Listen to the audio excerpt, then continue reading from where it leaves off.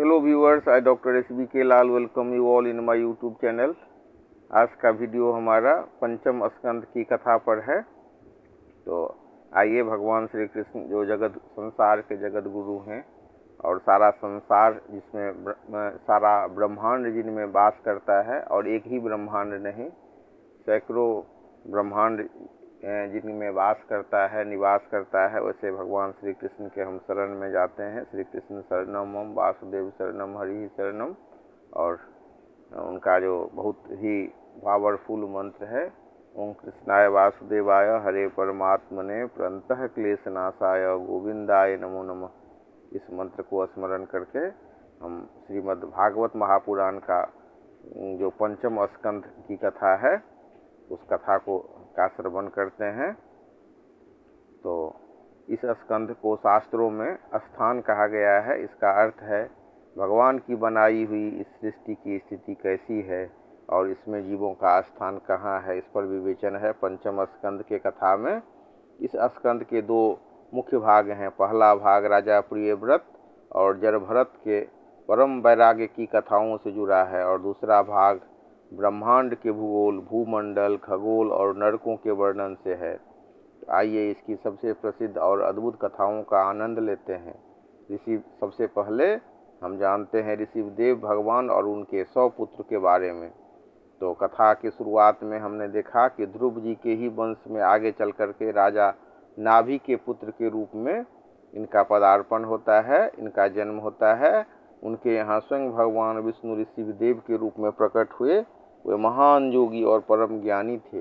उनके 100 पुत्र हुए, जिनमें सबसे बड़े पुत्र थे भरत। ऋषिदेव जी ने अपने पुत्रों को उपदेश दिया कि वह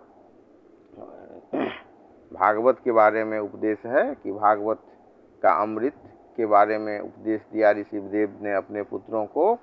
और उन्होंने कहा कि यह मानव शरीर केवल संसार के तुच्छ भोग भोगने के लिए नहीं मिला है, यह तो कठिन तपस्या करके अंतःकरण को शुद्ध करने और मोक्ष पाने के लिए मिला है। बाद में ऋषिदेव जी अवधूत वेश धारण करके जंगलों में चले गए और परम पद को प्राप्त हुए। इसके बाद आती है कथा राजा भरत की, और एक हिरण के कारण कैसे बंधन में बंध गए, इसकी कथा है। तो पिता के जाने के बाद राजा भरत ने इस धरती का राजपाट संभाला। वो इतने महान और प्रतापी राजा थे कि उन्हीं के नाम पर हमारे देश का नाम भारतवर्ष पड़ा। उन्होंने हजारों वर्ष तक धर्मपूर्वक राज किया, लेकिन अंत में सब कुछ अपने पुत्रों को सौंपकर गंडकी नदी के तट पर पुलह आश्रम में दीक्षा लेकर तपस्या करने चले गए।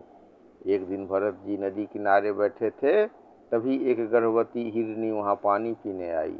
अचानक सिर की दहाड़ गूंजी। डर के कारण हिरनी ने नदी में छलांग लगा दी। भय के कारण नदी में ही उसका प्रसव हो गया और हिरनी धारा में बहकर मर गई। नन्हा हिरण का बच्चा पानी में बहने लगा। भरत जी को दया आ गई। उन्होंने उस बच्चे को निकाला और अपनी कुटिया में ले आए। धीरे धीरे भरत जी का मन भगवान से हटकर उस हिरण के बच्चे में लग गया। वे सोचने लगे, अगर मैं इसे छोड़ दूंगा तो इसे सियार खा जाएंगे। अब हालत यह हो गई कि पूजा करते समय भी वे सोचते कि हिरण कहाँ है। जब भरत जी का अंतिम समय आया, तब भी उनकी आंखें उस हिरण को ढूंढ रही थी। शास्त्र कहते हैं कि मृत्यु के समय इंसान का मन जहाँ अटका होता है, अगला जन्म वैसा ही मिलता है। तो भगवान का यह परम भक्त अंत समय में हिरण का चिंतन करते हुए मरा, इसीलिए अगले जन्म में उन्हें हिरण का शरीर मिला। भले ही भरत जी हिरण बन गए थे, लेकिन पूर्व जन्म के कठिन तप के कारण उनकी स्मृति नष्ट नहीं हुई थी। उन्हें पछतावा था कि मैंने नारायण को छोड़कर एक हिरण से दिल लगाया। अपनी भूल को सुधारने के लिए वह हिरण अपनी झुंड छोड़कर वापस पुलह आश्रम के पास आ गया। वह केवल सूखे पत्ते और घास खाता, संतों के सत्संग की आवाज़ सुनता और गंडकी नदी में स्नान करता। इस तरह उसने अपना हिरण का शरीर शांत मन से त्याग दिया। इसके बाद जरभरत का दिव्य चरित्र का वर्णन है श्रीमद् भागवत जी में। तो तीसरे जन्म की कहानी है। अब आइए तीसरे जन्म की कहानी को सुनते हैं, श्रवण करते हैं। तीसरे जन्म में वे बहुत ही सदाचारी ब्राह्मण के घर में पैदा हुए। इस बार वे जन्म से ही सावधान थे। वे जानते थे कि अगर मैंने किसी से भी बात की या मोह बढ़ाया तो फिर संसार के चक्र में फंस जाऊंगा। इसीलिए उन्होंने संतों जैसा जड़ होने का नाटक किया। लोग उन्हें चिढ़ाते, मारते, पर वे शांत रहते, इसलिए उनका नाम जड़ भरत पड़ गया। उनके भाई उन्हें बुद्धू समझकर खेती की रखवाली के लिए छोड़ देते। वे जो रूखा सूखा मिलता था उसको खा लेते। इस जन्म की 2 घटनाएं सबसे प्रसिद्ध है। भैरवी देवी के मंदिर में चमत्कार हुआ था। तो क्या हुआ कि एक बार डाकू के सरदार ने देखा कि एक मोटा तगड़ा आदमी है, तो उसको बलि देने के लिए वो ले गए। उसको बलि प्रदान करने के लिए उनको एक हट्ठे कट्ठे आदमी की ज़रूरत थी। उन्होंने खेत में बैठे जड़ भरत को देखा तो उन्हें पकड़ करके ले गए। उन्हें नहलाया और बलि के पीठे पर बिठाया गया। जैसे ही डाकू ने तलवार उठाई, साक्षात भद्रकाली मूर्ति से बाहर प्रकट हो गई। देवी डाकुओं के इस कुकृत्य पर क्रोधित थी, क्योंकि वे भगवान के परम भक्ति की बलि दे रहे थे। देवी ने उसी तलवार से सभी डाकुओं का वध कर दिया और जड़ भरत मुस्कुराते हुए वहां से निकल गए। उसके बाद कथा आती है राजा रहुगन और पालकी की कथा। एक दिन सिंधु देश के राजा रहुगन ज्ञान की खोज में कपिल आश्रम जा रहे थे। उनकी पालकी उठाने वाले एक कहार की तबीयत अचानक खराब हो गई। राजा के सैनिक अब कहार को ढूंढने लगे कि कौन उसका विकल्प हो सकता है। तो उन्हें रास्ता में जड़ भरत मिले और देखा कि यह हट्ठा कट्ठा आदमी है, तो उसको पालकी उठाने के काम पर लगा दिया।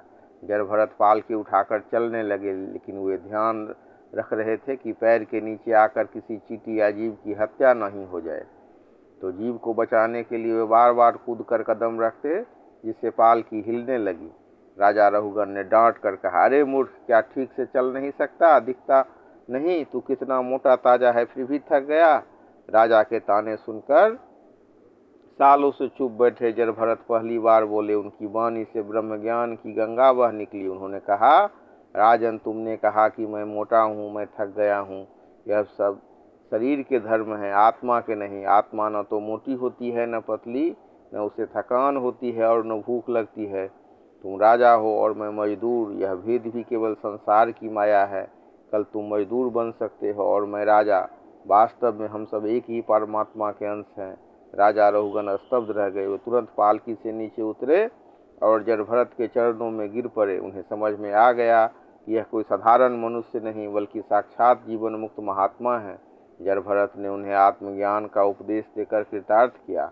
5वें स्कंद के उत्तरार्ध में सुखदेव जी परीक्षित को ब्रह्मांड की बनावट को समझाते हैं। वे जम्बू द्वीप, जिसमें हमारा भारतवर्ष है, प्लक्ष द्वीप, सालमली द्वीप और 7 द्वीपों और 7 समुद्रों का वर्णन करते हैं। सूर्य, चंद्रमा और नक्षत्रों की गति का वैज्ञानिक और आध्यात्मिक आधार बताते हैं।